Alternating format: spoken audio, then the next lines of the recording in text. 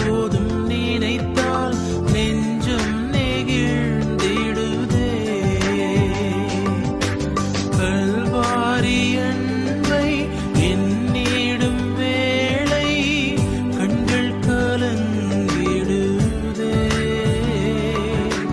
கர்த்தாவும் பாடுகள் இப்போதும் நினைத்தால் நெஞ்சம் நெகிழ்ந்திடுதே.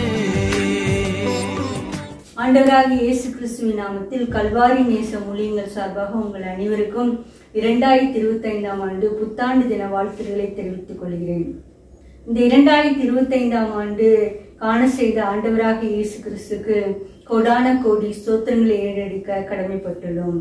இந்த 2025ஆம் ஆண்டு ஒரு யூபிலி ஆண்டு. பொதுவாக 50ஆவது ஆண்டு முடிவில் தான் ஒரு யூபிலி ஆண்டு என்று சொல்லுவார்கள்.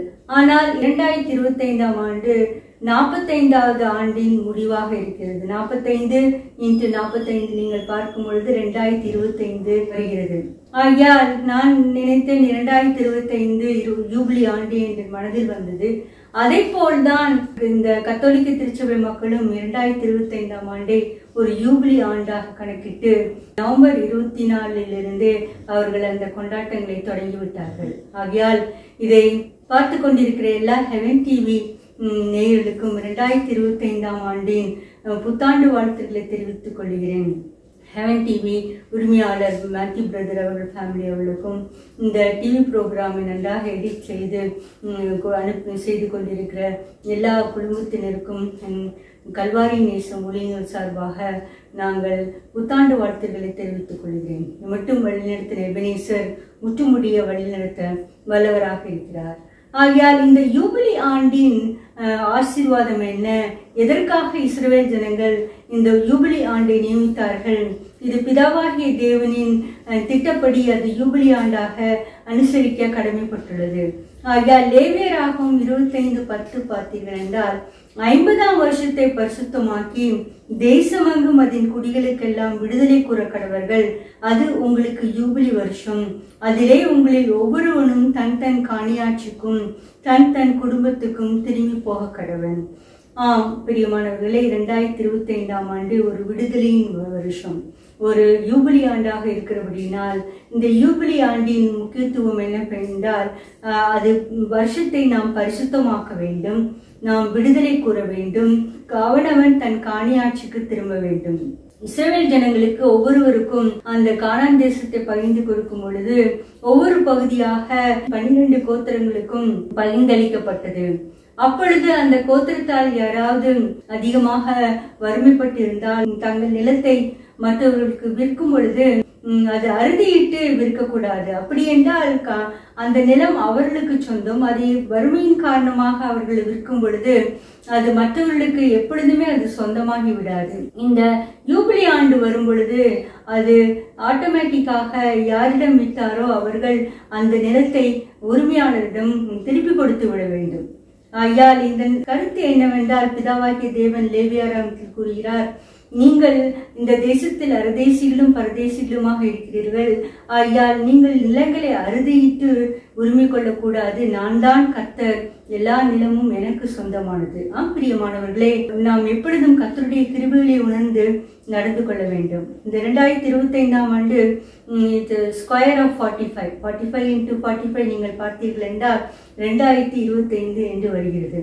ஆகையால் பிதாவாகிய தேவனின் கட்டளை எல்லாம் என்னுடைய கருத்திலிருந்து தான் வந்தது, அதை நீங்கள் பெற்றுக்கொண்டீர்கள். ஆகையால் நாம் எப்பொழுதுமே தன்னுடைய முயற்சினாலும் நம்முடைய முயற்சினாலும் நம்முடைய சுய சம்பாத்தினாலும் எதையாவது நாம் பெற்றுக்கொண்டோம் என்று நாம் நினைத்துக் கொள்ளக்கூடாது என்பதற்காக தான் இந்த யூபிலி ஆண்டை விடுதலையின் வருஷமாக கூறப்பட்டார்.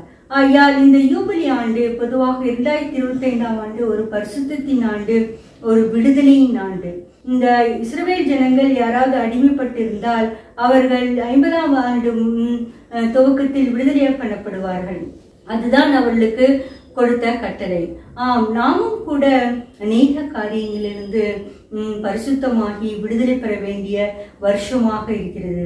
ஏனென்றால் இந்த உலகத்தின் கடைசி நேரங்களில் நாம் வந்திருக்கிற நாம் இந்த 2025 கிருபையாக கொடுத்த ஆண்டவருக்காக நாம் கோடான கோடி ஸ்தோத்திரங்களை ஏறெடுக்க கடமைப்பட்டுள்ளோம். முதலாவது இந்த யூபிலி ஆண்டின் முக்கியமான காரியம் என்றால் பரிசுத்தம், விடுதலை. ரோமர் 6:22 இப்பொழுது நீங்கள் பாவத்தினின்று விடுதலையாக்கப்பட்டு தேவனுக்கு அடிமைகளானதால் பரிசுத்தமாகுதல் உங்களுக்கு கிடைக்கும் பலன், முடிவோ நித்திய ஜீவன். பிரியமானவர்களே, நாம் விடுதலை என்பது நாம் பாவத்திலிருந்து, சாபக்கட்டுகளிலிருந்து, மரணத்திலிருந்து விடுதலையாக்கப்படுவதுதான் ஒரு முக்கியமான விடுதலையாக ஒவ்வொரு மனிதனின் வாழ்க்கையிலும் கருதப்படுகிறது. ஆகையால் இந்த 2025ஆம் ஆண்டு நாம் பாவத்திலிருந்து, சாபத்திலிருந்து நாம் விடுதலையாக்கப்பட்டிருக்கிறோமா, விடுதலையாக்கப்பட வேண்டும் என்று தேவனிடத்தில் நாம் மன்றாட கடமைப்பட்டுள்ளோம். நாம் அப்படி விடுதலையாகும் பொழுது தேவனுடைய திட்டத்துக்கு நேராக நாம் முன்னேறி செல்லும் பொழுது பரிசுத்தமாகுதல் நமக்கு கிடைக்கும் பலன், முடிவோ நித்திய ஜீவன். அநேகர் நினைத்துக் கொண்டிருக்கிறார்கள் பரிசுத்தமாகுதலை நாம் கடைசி காலங்களில் அதை நாம் சுதந்திரித்துக் கொள்ளலாம், பெற்றுக்கொள்ளலாம், முயற்சி செய்யலாம் என்று இல்லை. நாம் எப்பொழுது பாவ மன்னிப்பின் நிச்சயத்தை பெறுகிறோமோ அப்பொழுதே நாம் தேவனுடைய பரிசுத்தத்துக்கு நேராக நாம் முன்னேறி கொண்டிருக்கிறோம். நாம் நிச்சயமாகவே ஒரு நித்திய ஜீவனுக்குள் பிரவேசிக்கிறோம். ஆகையால் இதை கேட்டுக்கொண்டிருக்கிற பிரியமானவர்களே, இந்த 2025ஆம் ஆண்டில் நாம் நிச்சயமாகவே பாவத்திலிருந்து விடுதலை பெற்று ரட்சிப்பின் நிச்சயத்தை பெற்றுக்கொண்டு பரிசுத்தமாகுதலை நாம் பலனாக பெற்றுக்கொள்ள வேண்டும். அப்பொழுது நாம் நித்திய ஜீவனுக்குள் நாம் பிரவேசிக்க கடனாளிகளாக இருக்கிறோம். அடுத்ததாக இருளின் அதிகாரத்திலிருந்து நாம் விடுதலை பெற வேண்டும். நாம் கடந்து வந்த பாதைகளில் நாம் நினைக்கும் பொழுது எத்தனையோ இருளான காரியங்கள், கொடுமையான காரியங்கள், விரும்பத்தகாத காரியங்கள் நமக்குள் நேர்ந்திருக்கலாம். ஏன்தான் இந்த வருடம் பிறந்ததோ, எப்படி இருக்குவோ என்றெல்லாம் அநேகர் கலங்கி கொண்டிருக்கலாம். ஆனால் பிதாவாகிய தேவன் குமாரனாக இயேசு கிறிஸ்துவின் மூலம் இந்த யூபிலி ஆண்டில் ஒரு விடுதலையை தர வல்லவராக இருக்கிறார். அது என்னவென்றால் இருளின் அதிகாரத்திலிருந்து விடுதலை. கொலோசியர் 1:13 இருளின் அதிகாரத்தினின்று நம்மை விடுதலையாக்கி தமது அன்பின் குமாரனுடைய ராஜ்யத்துக்கு உட்படுத்தினருமாகிய பிதாவை ஸ்தோத்திரிக்கிறோம். பிரியமானவர்களே, நாம் எத்தனை ஒரு இருளான ஒளியான பள்ளத்தாக்கில் இருந்தோம். அந்த இருளின் பள்ளத்தாக்கு என்பது அதிக கொடுமையான காலங்கள். அந்த காலத்திலிருந்து இருளின் அதிகாரியாகிய சாத்தானின் கரங்களிலிருந்து நம்மை மீட்டு விடுதலையாக்க ஆண்டவராகிய இயேசு கிறிஸ்துவின் மூலமாக நம்மை விடுதலை பண்ண பிதாவை நாம் ஸ்தோத்திரிக்க கடமைப்பட்டுள்ளோம். இந்த 2025ஆம் ஆண்டு விடுதலை என்பது நாம் பாவக்கட்டுகளிலிருந்து மட்டுமல்ல, இருளின் அந்தகார சக்தியிலிருந்தும் நாம் விடுதலை பெற வேண்டியது அவசியமாக இருக்கிறது.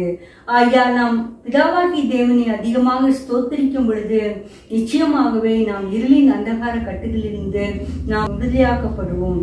ஏனென்றால் ஸ்தோத்திரத்தினால் உங்கள் பலன் பெருகும்படியாக இருக்கும்படியினால் நிச்சயமாகவே நாம் கர்த்தரை நாம் ஸ்தோத்திரிக்கும் பொழுது எல்லா சாபக்கட்டுகளிலிருந்தும், இருளின் அந்தகார கட்டுகளிலிருந்தும் தேவன் நம்மை விடுதலை செய்ய வல்லவராக இருக்கிறார். அடுத்ததாக இந்த யூபிலி ஆண்டின் ஒரு முக்கியத்துவம் என்னவென்றால் அவனவன் தன் காணியாட்சிக்கு திரும்ப வேண்டும். காணியாட்சி என்பது அவர்களுக்கு கொடுக்கப்பட்ட ஒரு சொந்தமான நிலம். பிதாவாகிய தேவனால் கானான் தேசத்தை பகிர்ந்து கொடுக்கும் பொழுது ஒவ்வொரு கோத்திரத்துக்கும் ஒவ்வொரு சொந்தமாக ஒரு நிலத்தை பகிர்ந்தளித்தார். அதற்கு பேர் தான் காணியாட்சி. அந்த காணியாட்சியை ஏதாவது ஒரு காரணத்தினால் விட்டு போட்டிருந்தாலோ, இல்லை ஏதாவது ஒரு காரணத்தினால் அந்த காணியாட்சியை விட்டு சென்று போயிருந்தாலோ, அவர்கள் கண்டிப்பாக அந்த யூபிலி ஆண்டில் அந்த காணியாட்சியை சொந்தமாக்கி கொள்ள வேண்டும். பிரியமானவர்கள், நமக்கும் கூட ஒரு சொந்தமான ஒரு தேசம் உண்டு, ஒரு சொந்தமான நிலம் உண்டு.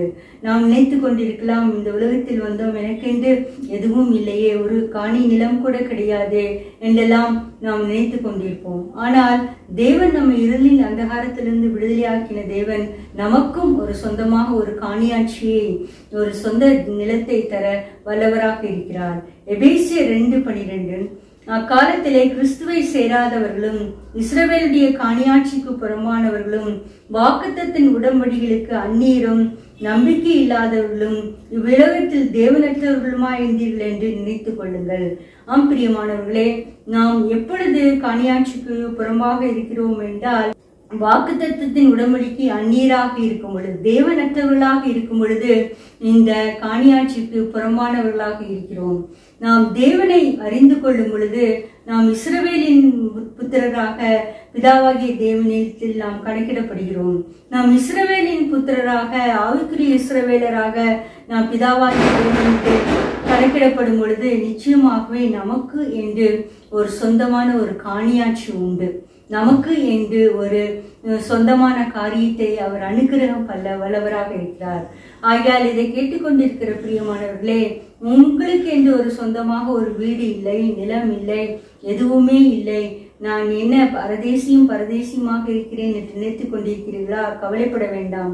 2025 யூபிலி ஆண்டில் உங்களுக்கு என்று ஒரு காணியாட்சியை தர தேவன் வல்லவராக இருக்கிறார், சித்தமுள்ளவர்களாக இருக்கிறார். அது எப்பொழுது என்றால், நாம் தேவனை உடையவர்களாக மாறும் பொழுது தேவன் நமக்கு நிச்சயமாகவே அருளி செய்ய வல்லவரா இருக்கிறார். கிறிஸ்துவை சேராமல் இருக்கும் பொழுது நமக்கு எந்த காணியாட்சியும் சொந்தமாக எதுவும் கிடைக்காது. ஆனால் ஆண்டவராக இயேசு கிறிஸ்துவை நாம் பற்றி கொண்டிருக்கும் பொழுது நமக்கென்று சொந்தமாக எதை நாம் சுதந்திரிக்க வேண்டும் என்று நினைத்திருக்கிறோமோ அதை அனுக்கிரகம் பண்ண தேவன் வல்லவராக இருக்கிறார். ஆம் பிரியமானவர்களே, இந்த யூபிலி ஆண்டு 2025 ஆண்டில் நாம் விடுதலை பெற்று பரிசுத்தமாகுதலை பூர்ணப்படுத்தும் பொழுது நிச்சயமாகவே நமக்கென்று ஒரு சொந்தமாக அனுபவிக்க தேவன் நமக்கு ஒரு ப்ராப்பர்ட்டியை தர வல்லவராக இருக்கிறார். நாம் இப்படி தேவனுக்குள் வந்து இருக்கும் பொழுது, கிறிஸ்துவுக்குள் இருக்கும் பொழுது நிச்சயமாகவே நாம் 2025 ஆண்டின் ஒரு வாக்குத்தத்தத்தை சுதந்திரித்துக் கொள்ளலாம். இந்த 2025 ஆண்டின் வாக்குத்தத்தம் என்னவென்றால், ஏசாயா 43:19, இதோ நான் புதிய காரியத்தை செய்கிறேன், இப்பொழுதே அது தோன்றும், நீங்கள் அதை அறியீர்களா? நான் வனாந்திரத்திலே வழியையும் அவாந்திர வழியிலே ஆறுகளையும் உண்டாக்குவேன். ஆம் பிரியமானவர்களே, இதற்கு முன்பு கஷ்டங்களை அனுபவித்தோமோ நஷ்டங்களை அனுபவித்தோமோ அது தெரியாது. ஆனால் இந்த 2025 ஆண்டு யூபிலி ஆண்டாக இருக்கிறபடியினால் அதற்குரிய வாக்குத்தத்தம் என்னவென்றால், ஏசாயா 43:19, இதோ நான் புதிய காரியத்தை செய்கிறேன், இப்பொழுதே அது தோன்றும், நீங்கள் அதை அறியீர்களா? நான் வனாந்திரத்திலே வழியையும் அவாந்திர வழியிலே ஆறுகளையும் உண்டாக்குவேன். நம்முடைய வாழ்க்கை வனாந்திரம் போல் உள்ளதா? இல்லை, ஒரு அவாந்திர வெளியை போல் இருக்கிறதா? வனாந்திரம் அவாந்திர வெளியும் என்பது ஒரு நிச்சயமற்ற சூழ்நிலை, ஒரு செழிப்பில்லாத நிலைமை, எந்தவித ஒரு நம்பிக்கைக்கும் ஏதுவில்லாத ஒரு நிலைமை. ஆனால் பிதாவாகிய தேவன் வாக்குத்தத்தம் பண்ணுகிறார், இந்த யூபிலி ஆண்டில் நான் வனாந்திரத்தில் வழிகளையும் அவாந்திர வெளியிலே ஆறுகளையும் உண்டாக்குவேன் என்று ஒரு புதிய காரியம். இந்த புதிய ஆண்டில் தேவன் ஒரு புதிய வாக்குத்தத்தமாக ஒரு புதிய காரியத்தை செய்ய வல்லவராக இருக்கிறார். நாம் வனாந்திரத்திலே வழியை உண்டாக்குகிற தேவன். வனாந்திரம் என்பது ஒரு நிச்சயமற்ற தன்மையை குறிக்கிறது. அங்கு எந்த ஒரு நம்பிக்கைக்கும் ஏதுவில்லாத, தண்ணீர் கிடைக்காது, உணவு கிடைக்காது, எந்த வழியும் தெரியாது. ஆகார் வனாந்திரத்தில் அலர்ந்து கொண்டிருந்தபடியில்தான் தேவன் ஆகாரின் சத்தத்தை கேட்டு அவருக்கு ஒரு தண்ணீர் துறவை உண்டாக்கினார். அதே போல்தான் நம்முடைய வாழ்க்கையிலும் ஒரு செழிப்பற்ற நிலைமை, ஒரு நம்பிக்கையற்ற நிலைமை, நிச்சயமற்ற நிலைமை இருக்கும் பொழுது இந்த புதிய ஆண்டில் தேவன் வனாந்திரத்தில் நான் வழியை உண்டாக்குகிற கர்த்தர் என்று அறிந்து கொள்ளும்படியாக கிருபையை நமக்கு தர வேண்டும் என்று நாம் கெஞ்ச வேண்டும். மத்தேயு 15:32 முதல் 38 வரை நீங்கள் பார்த்தீர்கள் என்றால், நம் ஆண்டவராக இயேசு கிறிஸ்து 5000 பேரை போஷித்த மக்களை நாம் பார்க்கலாம். இந்த ஊமையை நாம் சொல்லும் பொழுது ஆண்டவராக இயேசு கிறிஸ்துவின் பிரசங்கத்தை கேட்டு 3 நாட்கள் மக்கள் எல்லாம் அவரோடு தங்கிவிட்டார்கள். அது ஒரு வனாந்திரமான இடம். ஆகையால் ஆண்டவராக இயேசு கிறிஸ்து கூறுகிறார், இவர்களை இப்படியே அனுப்பிவிட்டால் போகும் வழியில் சோர்ந்து போய்விடுவார்களே, இவர்களை நாம் போஷிக்கத்தக்கதாக அப்பங்களை எங்கு பெற்றுக்கொள்ளலாம் என்று கேட்ட பொழுது சீஷர்கள் இவ்வாறு கூறுகிறார்கள். மத்தேயு 15:32, பின்பு இயேசு தம்முடைய சீஷர்களை அழைத்து, ஜனங்களுக்காக பரிதபிக்கிறேன், அவர்கள் என்னிடத்தில் 3 நாள் தங்கியிருந்து சாப்பிட ஒன்றுமில்லாதிருக்கிறார்கள், இவர்களை பட்டினியால் அனுப்பிவிட எனக்கு மனதில்லை, வழியில் சோர்ந்து போவார்களே என்றார். அதற்கு அவருடைய சீஷர்கள், இவ்வளவு திரளான ஜனங்களுக்கு திருப்தி உண்டாகும்படி வேண்டிய அப்பங்களை இந்த வனாந்திரத்தில் நமக்கு எப்படி அகப்படும் என்றார்கள். பிரியமானவர்களே, வனாந்திரமான நேரத்திலும் கூட இந்த மக்கள் 3 நாளாக ஆண்டவராகி இயேசு கிறிஸ்துவோடு தங்கியிருந்தார்கள். நாம் செய்ய வேண்டிய காரியம் என்றால், எப்பொழுது நாம் வனாந்திரத்தில் தேவன் ஒரு வழியை உண்டாக்குவார் என்றால் எந்தவித கஷ்டமான நேரத்திலும் துன்பமான நேரத்திலும் கண்ணீரான சம்பவத்திலும் ஆண்டவரோடு நெருங்கி ஜீவித்து கொண்டே இருக்க வேண்டும். பாருங்கள், இந்த மக்கள் 3 நாளாக ஆண்டவராகிய இயேசு கிறிஸ்துவின் பிரசங்கத்தை கேட்டுக்கொண்டு அவரோடே தான் கூட இருந்தார்கள். ஒரு நாள் முடிந்தவுடனே ஐயோ பிரசங்கம் நீளுகிறதே, நமக்கு இன்னும் பசிக்கிறதே, ஒன்றுமில்லை என்று மக்கள் கலைந்து செல்லவே இல்லை. ஆண்டவரே சொல்லிட்டார், இவர்கள் உங்களுக்காக நான் பரிதவிக்கிறேன், என்னிடத்தில் 3 நாள் தங்கியிருந்து சாப்பிட ஒன்றுமில்லாமல் இருக்கிறார்கள். பிரியமானவர்களை, நாம் ஆண்டவராகிய இயேசு கிறிஸ்துவை அவருடைய அன்புக்காகவும் மட்டும் நாம் பற்றி கொள்ள முடியும் பொழுது அவர் நம்மை வனாந்திரத்தில் போஷிக்க வல்லவராக இருக்கிறார்.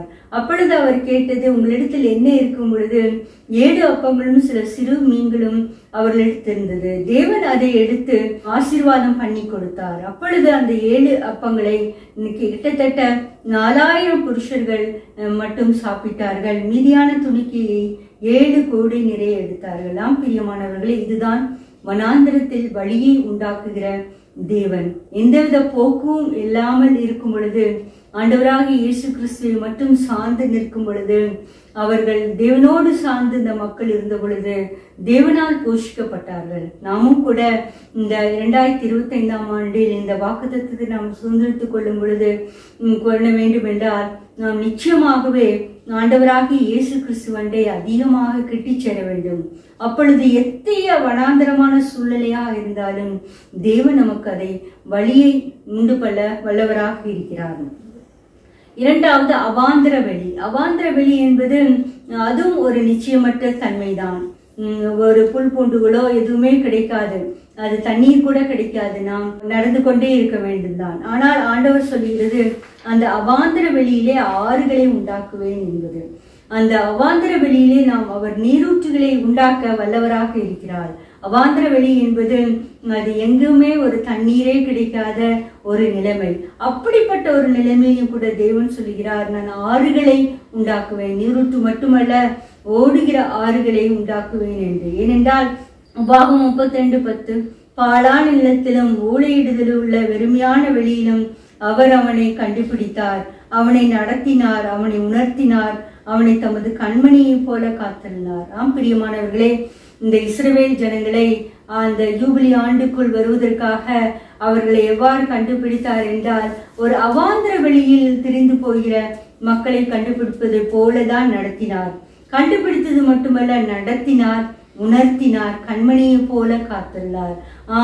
இந்த 2025ஆம் ஆண்டின் வாக்குத்தத்தம் இப்படிதான் இருக்கிறது. அவாந்திர வெளியில் ஆறுகளை உண்டாக்குகிற தேவன் என்ன சொல்கிறார் என்றால், நான் உன்னை கண்டுபிடித்தேன், நான் உன்னை நடத்துவேன், நான் உன்னை உணர்த்துவேன், கண்மணியை போல் காப்பாற்றுவேன் என்று. பிரியமானவர்களே, தேவன் நம்மை கண்டுபிடிக்கத்தக்கதாக நாம் தேவனோடு சஞ்சரிக்க வேண்டும். நாம் எங்கோ தெரிந்து கொண்டு இருக்கும் பொழுது, தேவனற்றவர்களாக இருக்கும் பொழுது தேவன் நம்மை கண்டுபிடிக்க வழி இல்லாதவர்களாக இருக்கக்கூடாது. நாம் தேவனோடு சார்ந்து இருக்கும் பொழுது அது அவாந்திர வழியாக இருந்தாலும் தேவன் நம்மை கண்டுபிடிக்க வல்லவராக இருக்கிறார். கண்டுபிடித்து அவரை நம்மை நடத்த வல்லவராக இருக்கிறார், உணர்த்த வல்லவராக இருக்கிறார், கண்மணியை போல காக்க வல்லவராக இருக்கிறார்.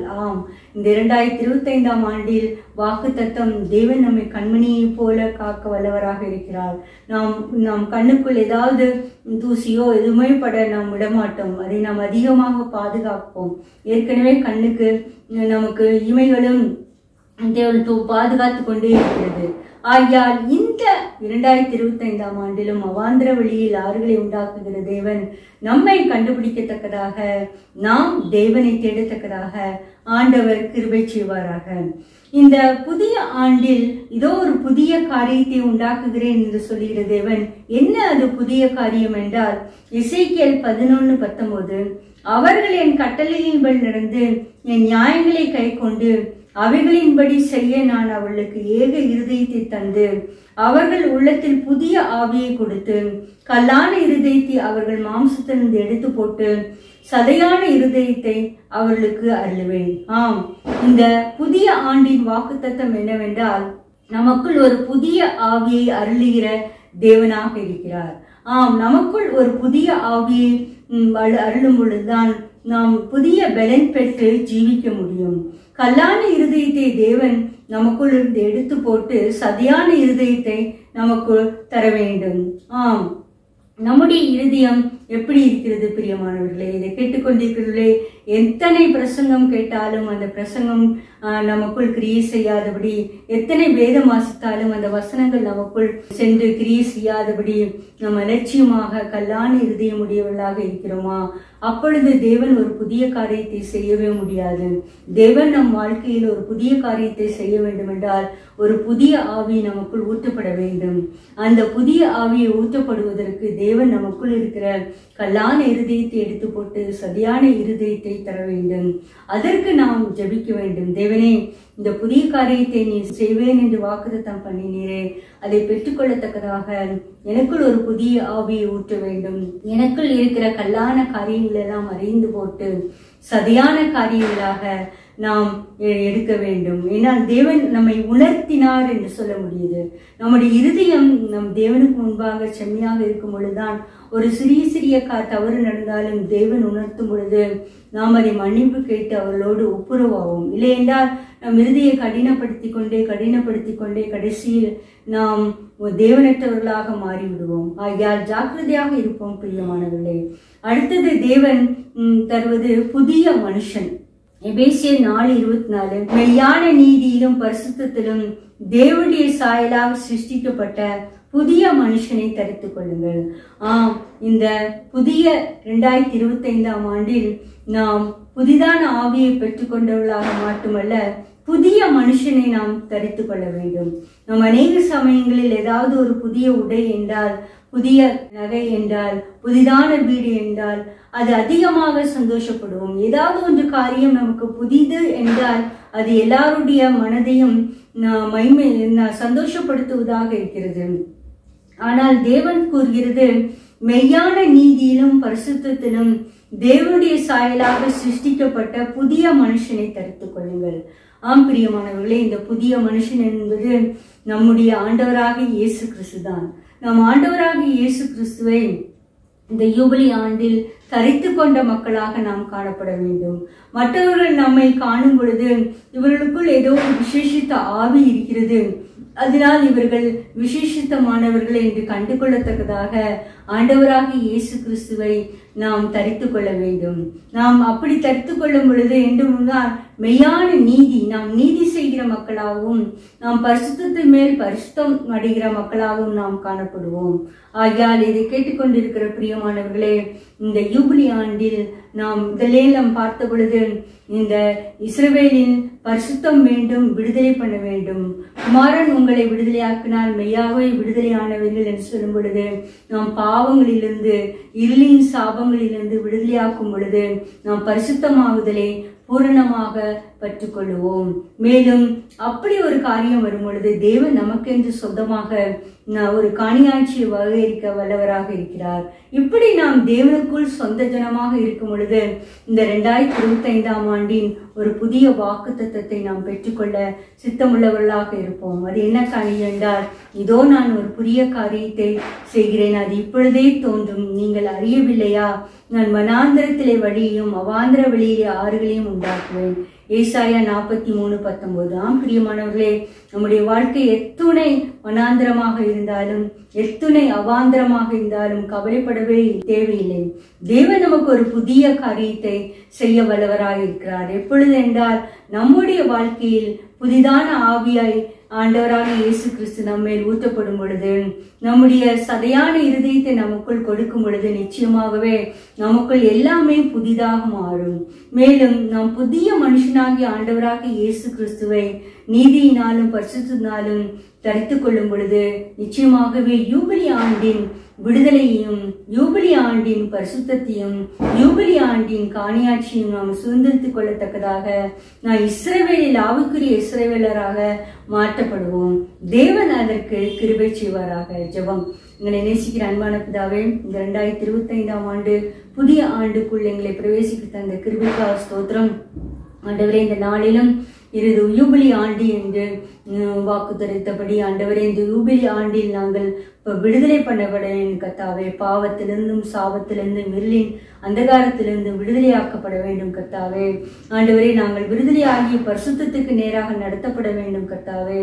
அப்பொழுது எங்கள் காணியாட்சி நாங்கள் சுதந்திரித்துக் கொள்ளத்தக்கதாக இஸ்ரவேலின் ஆவிக்குரிய இஸ்ரவேலின் ஜனங்களாக மாற்றப்படுவோம் கர்த்தாவே. அப்பொழுது நீர் கொடுக்கிற ஒரு வாக்குத்தத்தம், ஏதோ ஒரு புதிய காரியத்தை தோன்றுகிறேன், வனாந்திரத்திலே வழியும் அவாந்திர வழியிலே ஆறுகளையும் உண்டாக்குவேன் என்று சொன்ன பிரகாரம் எத்தனை வனாந்திரமாக இருந்தாலும் எங்கள் வாழ்க்கையை செழிப்பாக்க உம்மால் கூடும் கர்த்தாவே. உம்மை மட்டும் சார்ந்து ஜீவிக்க எங்களுடைய வாழ்க்கையை செழிப்பாக்கிக் கொள்ள கிருபை செய்ய போற தயவுக்கா ஸ்தோத்திரம் கர்த்தாவே. எங்களுக்குள் ஒரு புதிய ஆவியை தாரும் கர்த்தாவே. எங்களுக்குள் ஒரு புதிய மனிதனை தடுத்துக் கொள்ளத்தக்கதாக ஒரு வாஞ்சியை தர வேண்டும் என்று கெஞ்சிறோம் கர்த்தாவே. இதை கேட்டுக்கொண்டிருக்கிற ஒவ்வொரு மேலும் உடைய புதிய ஆவியை ஊற்று போற தயவுக்காம் ஸ்தோத்திரம். அவர் வாழ்க்கையில் ஒரு புதிய காரியத்தை செய்ய போற தயவுக்கா ஸ்தோத்திரம். இருளின் அந்தகாரத்திலிருந்து அவர்களை விடுதலை பெறத்தக்கதாக ஆண்டவர் கிருபை செய்ய போற தயவுக்கா ஸ்தோத்திரம் கர்த்தாவே. எல்லா துதி கன மகிமையும் செலுத்துகிறோம். இரட்சகரும் மீட்பருமாகிய இயேசு கிறிஸ்துவிடம் வேண்டிக் கொள்கிறோம் பிதாவே. ஆமென்.